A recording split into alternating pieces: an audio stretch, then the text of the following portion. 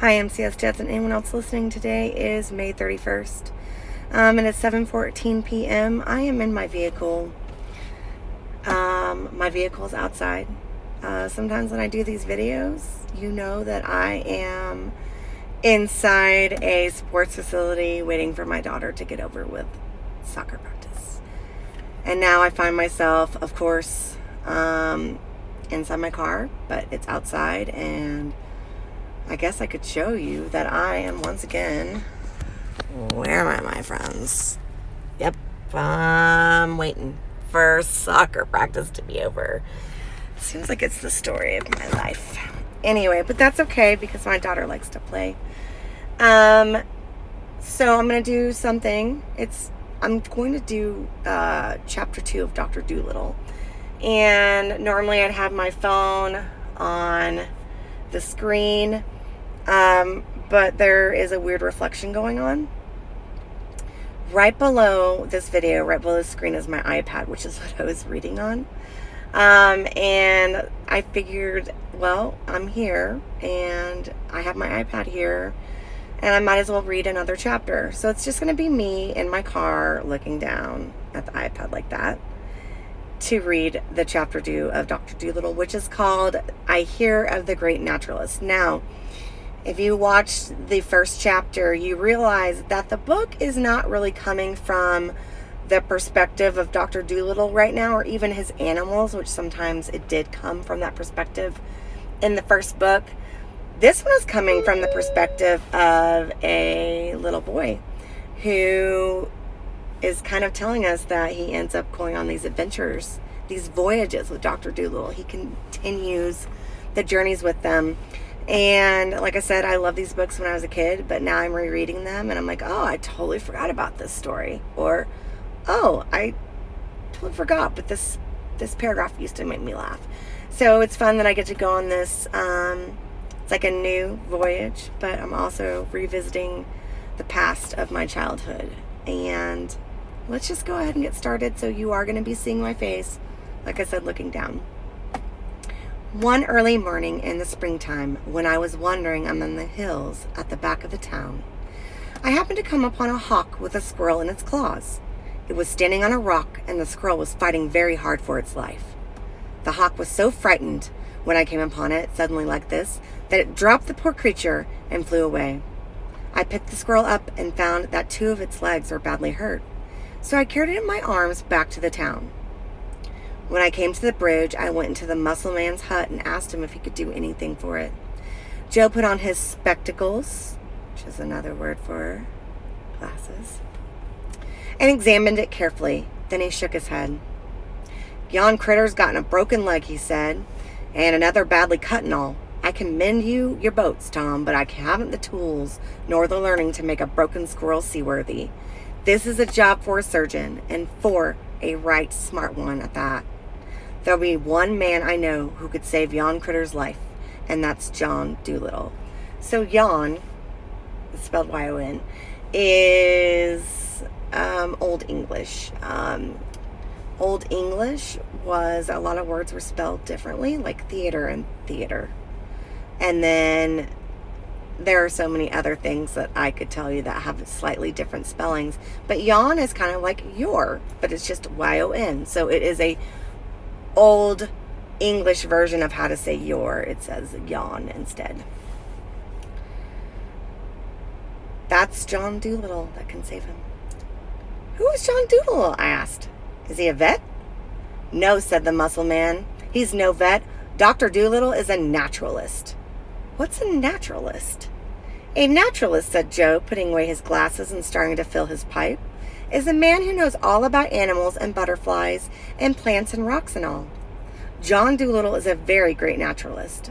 I'm surprised you never heard of him. And you daft over animals, that means you're silly, obsessed with animals, daft. He knows a whole lot about shellfish that I know from my own knowledge. He's a quiet man and don't talk much. But there's folks who do say he's the greatest naturalist in all the world. Where does he live?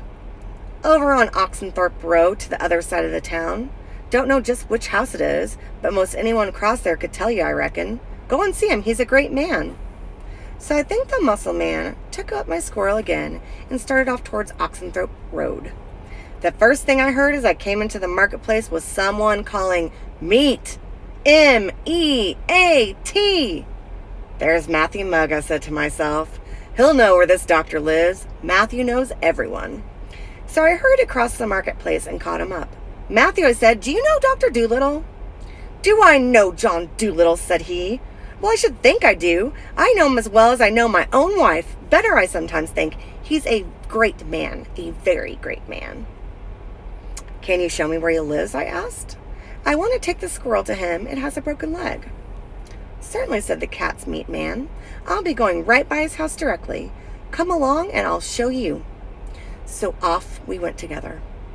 "Oh, I've known John Doolittle for years and years," said Matthew as we made our way out of the marketplace.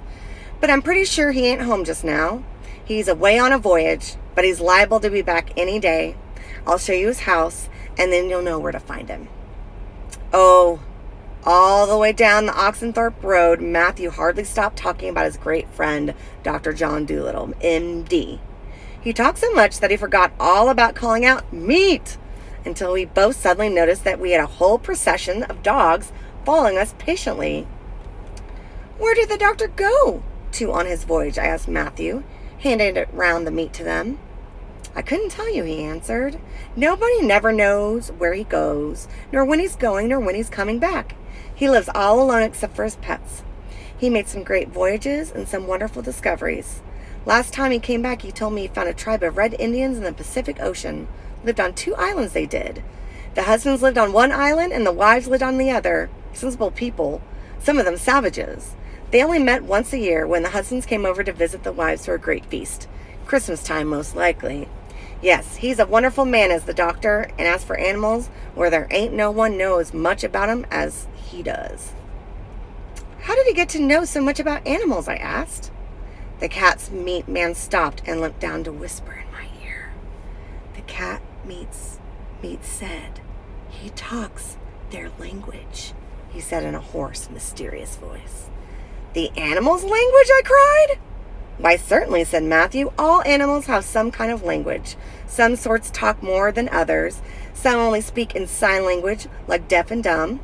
But the doctor, he understands them all, birds as well as animals. We keep it a secret, though, him and me, because folks only laugh at you when you speak of it. Why, he can even write animal language. He reads aloud to his pets. He's wrote history books in monkey talk, poetry in canary language, and comic songs for magpies to sing. It's a fact. He's now busy learning the language of the shellfish, but he says it's a hard work, and he has caught some terrible colds, holding his head underwater so much. He's a great man." "He certainly must be," I said. "I do wish he were home so I could meet him." "Well, there's his house. Look," said the cat meats man. "That little one at the bend in the road there. The one high up, like it was sitting on the wall above the street." We were now coming beyond the edge of the town, and the house that Matthew pointed out was quite a small one standing by itself. There seemed to be a big garden around it, and this garden was much higher than the road, so you had to go up a flight of steps in the wall before you reached the front gate at the top. I could see that there were many fine fruit trees in the garden, for their branches hung down over the wall in places, but the wall was so high I could not see anything else.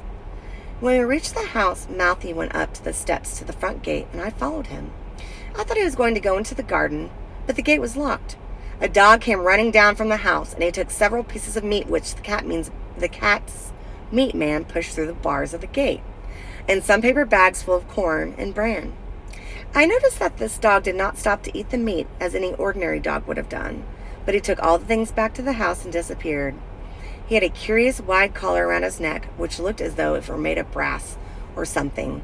Then we came away. "The doctor isn't back yet," said Matthew, "or the gate won't be locked." "What were all those things in the paper bags you gave the dog?" I asked. "Oh, those were provisions," said Matthew. "Things for the animals to eat. The doctor's house is simply full of pets. I give the things to the dog while the doctor's away, and the dog gives them to the other animals." "And what's that curious collar he was wearing around his neck?"